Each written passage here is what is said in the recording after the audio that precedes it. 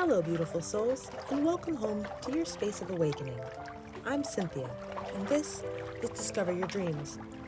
This channel was born from my own journey of transformation, a path of learning, unlearning, and remembering the truth of who we really are. Here we walk together, exploring the timeless wisdom of Neville Goddard, Napoleon Hill, Florence Scovel Shinn, and Dr. Joe Dispenza to rediscover our divine power and create lives that reflect the beauty of our spirit. So take a deep breath, open your heart, and let's step into this moment together. Today we're exploring something both simple and extraordinary, the truth that thought becomes form. That everything you think, feel, and believe is shaping your world in ways you may not even realize. Now I know that phrase, thought becomes form, gets tossed around a lot in spiritual and self-development circles. It can sound like a catchy slogan, but when you really dig into it, you discover it's not just philosophy. It's a principle that blends timeless spiritual wisdom with modern science. Neville Goddard, for example, taught that imagination is the creative force of the universe. He said that what you vividly imagine and feel is real will eventually harden into fact. Napoleon Hill echoed this in his classic Think and Grow Rich, reminding us that whatever the mind can conceive and believe, it can achieve. Florence Scovel Shinn brought a practical, almost playful approach, showing how affirmations and spoken words carry vibrational power that magnetize experiences to us. And Dr. Joe Dispenza brings the neuroscience into the mix, explaining how our thoughts and emotions literally rewire our brain and body, creating new possibilities in our external world. So when we say thought becomes form, we're really talking about a process. Thought is the seed, the idea, the mental picture. Emotion is the water and sunlight. It energizes the thought, giving it life. Vibration is the frequency you broadcast, the signal you send out into the field of infinite potential. Put those together, and you're no longer just reacting to life. You're consciously creating it. And that's the shift we're exploring today. Moving from living by default, where old beliefs and unconscious patterns run the show, to living deliberately, where you understand the mechanics of manifestation and use them to design your reality. Every creation begins as a thought, a seed planted in the garden of the mind. Neville Goddard taught that the world is a mirror, forever reflecting what you are doing within yourself. He believed that imagination is not just fantasy, but the divine creative power itself. In his view, your imagination is God in action. When you imagine something clearly, vividly, and emotionally, you are creating it in the unseen realm. Think about it this way. Every invention, every piece of art, every relationship, every change in your life, it all began as a thought, a spark, a vision, the chair you're sitting on, the phone in your hand, even the city you live in. All of it started in someone's imagination before it became physical reality. Now, you might say, but Cynthia, I think 1,000 things a day. I can't possibly be creating all of that. And you're right. You're not creating from every fleeting thought. You're creating from the thoughts you believe, the ones you feel deeply, the ones you repeat consistently. Those are the seeds that take root.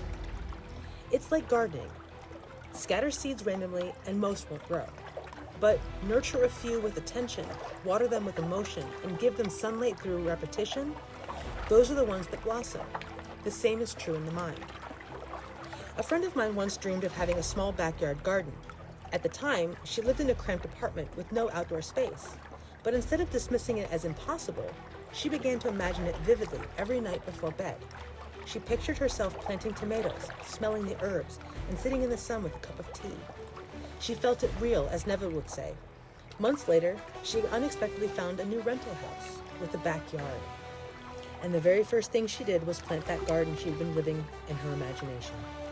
What started as a thought, nurtured by emotion, became form.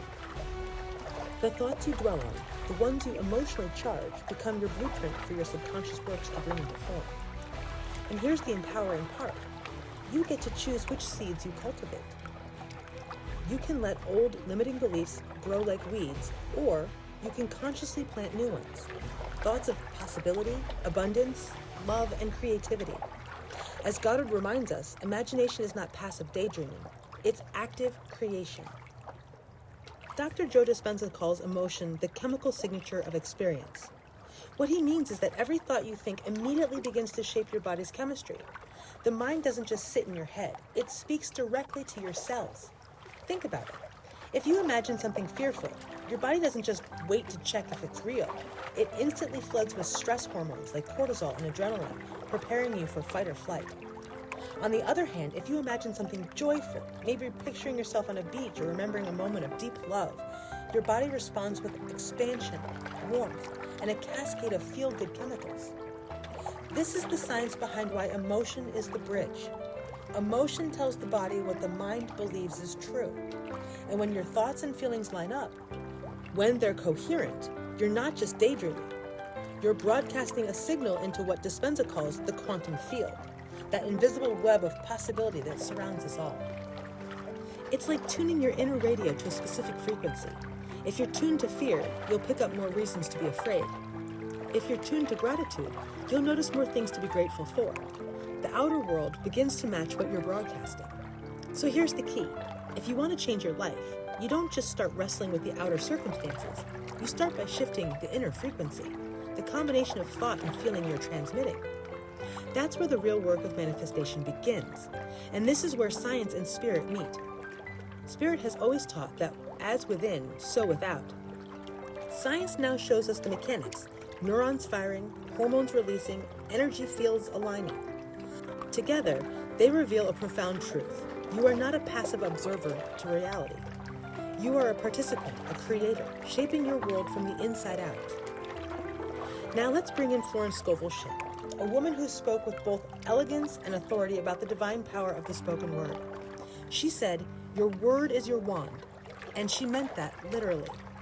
To Florence, words were not just sounds, they were vibrations carrying the essence of creation itself.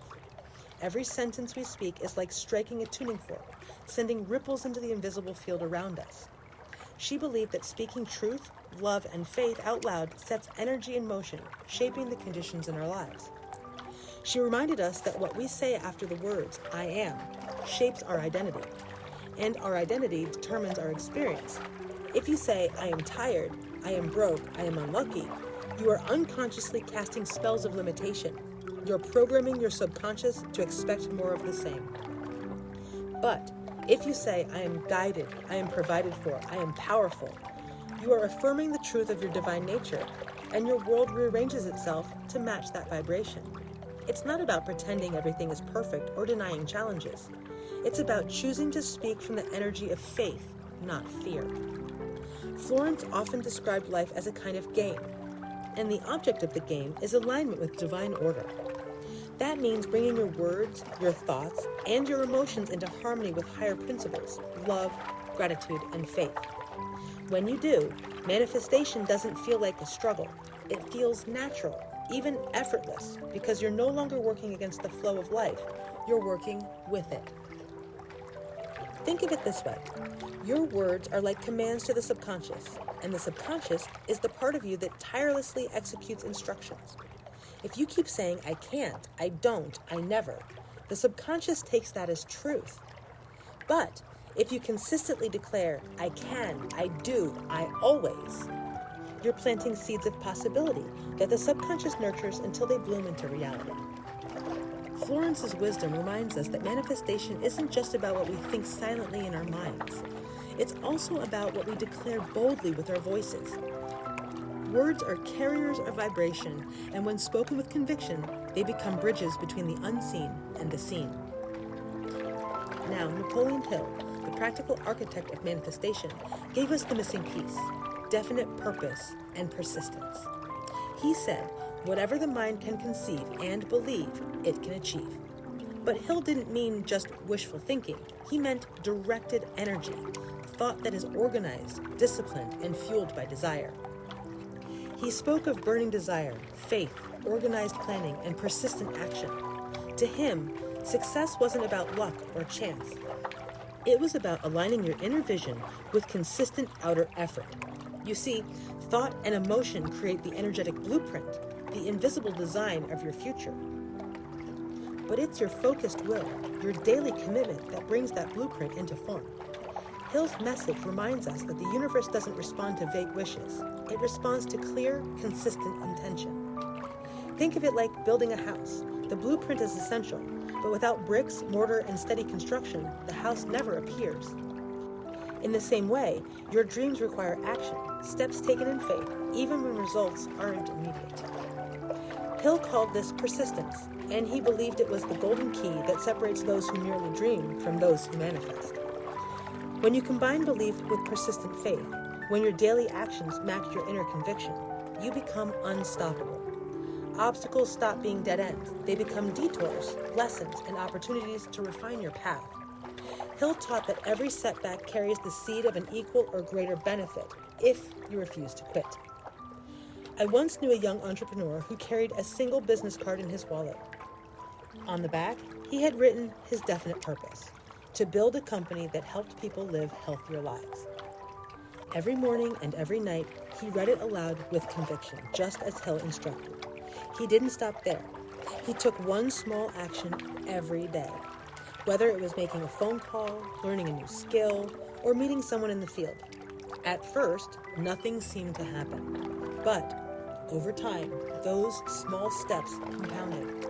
Within a few years, he had launched his company, and that little card, worn and faded, had become the blueprint for his reality. In other words, you are the vessel through which divine intelligence works. The energy that began as thought becomes emotion, then word, then action, and finally, form. And Hill's wisdom reminds us that manifestation is not passive.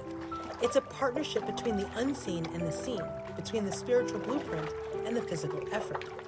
So while Goddard showed us the power of imagination and Scovel Shinn revealed the magic of words, Hill grounds us in the practical truth.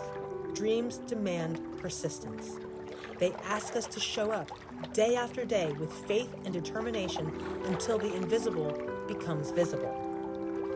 When you bring these teachings together, Goddard, Dispenza, Shinn, and Hill, you start to see the beautiful symmetry between science and spirit. Each one offers a piece of the puzzle, and when those pieces click into place, the picture of manifestation becomes clear. Neville shows us that imagination is divine creation, that the images we hold in mind are not idle fantasies, but the very blueprint of reality. Dispenza explains the neurological and energetic mechanics behind it, how thoughts and emotions literally condition the body and broadcast signals into the quantum field. Shinn gives us the language of faith and vibration, reminding us that words are carriers of power, shaping identity and aligning us with divine order. And Hill grounds it all in focus, will, and action, teaching us that persistence and definite purpose are the bridge between vision and tangible results. Together, they remind us that manifestation is not magic, it's alignment. It's the natural expression of energy moving through thought, feeling, and belief into reality. It's not about forcing outcomes or chasing luck. It's about tuning yourself, your imagination, your emotions, your words, and your actions into harmony with the creative laws of the universe. And here's the most empowering truth. You are not separate from the process. You are the process. You are the channel through which imagination becomes image, through which vibration becomes experience, through which divine intelligence expresses itself in the world. When you understand this, manifestation stops being something mysterious and out there and becomes something practical in here. It's not about waiting for life to change. It's about realizing that life is responding to the frequency you're living from right now. So the invitation is simple. Imagine deliberately, feel deeply, speak faithfully, and act persistently. When you do, you're not just hoping for change, you're embodying it. You're living as the creator you were designed to be. Now, as someone who feels deeply connected to the earth, I often think of this process the same way I think about tending a garden. The thought is the seed, small, fragile, and full of potential. It doesn't look like much at first, but within it is the blueprint of what it can become. A sunflower seed already carries the pattern of the tall, golden bloom, in the same way your thought carries the pattern of the reality you're shaping. The emotion is the water and sunlight. It nourishes the seed, giving it the energy to grow. Without emotion, a thought remains dry and dormant. But when you feel it, when you infuse it with joy, gratitude, and excitement, you give it the vitality it needs to sprout. Your words are the atmosphere, the environment that either helps or hinders that growth. Just as plants thrive in clean air and gentle weather, your ideas thrive in an atmosphere of encouragement. Speak words of faith, and you create fertile conditions. Speak words of doubt, and you cast shadows that stunt growth. And your actions, your faith in motion, are the steady tending, the patience, the trust that life unfolds in divine timing. You don't stand over a seed and yell, "Grow faster!" Instead, you nurture it, you water it, you protect it from weeds, and you trust that the unseen work beneath the soil will bear fruit in due time. That's how manifestation works too. You plant the seed of thought, you energize it with emotion, you surround it with words of faith, and you tend it with consistent action. Over time, what was once invisible begins to break through the surface. First a sprout, then a stem, and finally the full bloom of the vision you carried within. And here's the beautiful part. Just as every garden reflects the care of the gardener, your life reflects the care of your inner cultivation. The harvest you see in the outer world is simply the natural result of what you've been planting, watering, and tending to within. Let's pause for a moment and turn inward. Manifestation isn't just about concepts, it's about awareness. Awareness is the soil where transformation begins. Ask yourself gently, what thoughts am I repeating daily that no longer serve me? Are they old stories, hand-me-down beliefs, or patterns I've simply outgrown? How do my emotions align or misalign with what I say I want? Do I feel the joy of possibility, or am I carrying the weight of doubt? Are my words filled with life or with limitation? Do I speak from faith, or do I unconsciously reinforce fear? Do my actions show trust in the process or hesitation rooted in uncertainty? These aren't questions of judgment, they're invitations. Invitations to notice, to become conscious, to see how your inner world is shaping your outer one. Because awareness is always the first step towards change. When you begin to see yourself not only as the creator, but also as the creation, the divine spark unfolding in real time, something shifts. You reclaim your power. You stop living by default and start living by design. And here's the beauty. You don't have to fix everything at once. Even a single shift, one thought replaced, one word spoken with faith, one action taken in trust, begins to change the frequency you're broadcasting. And that frequency is what life responds to. Now that we've explored the wisdom of our foundation teachers, let's bring it down to earth with a few simple practices. These aren't complicated rituals. They're gentle daily habits that help you align your inner world with the reality you want to create. Before you drift off to sleep, take a moment to visualize one scene that implies your desire is already fulfilled. Don't just see it, feel it. Imagine the texture, the sounds, the emotions of living in that reality. Neville taught that the state you fall asleep in imprints itself on the subconscious, so let your imagination carry you into the world you're choosing to create. Then each morning, spend a few minutes generating feelings of gratitude or love. Close your eyes, breathe deeply, and let your body feel the energy of having your desire right now. This isn't about forcing emotion, it's about cultivating coherence where your thoughts and feelings match. When your heart and mind are aligned, you broadcast a powerful signal into the quantum field.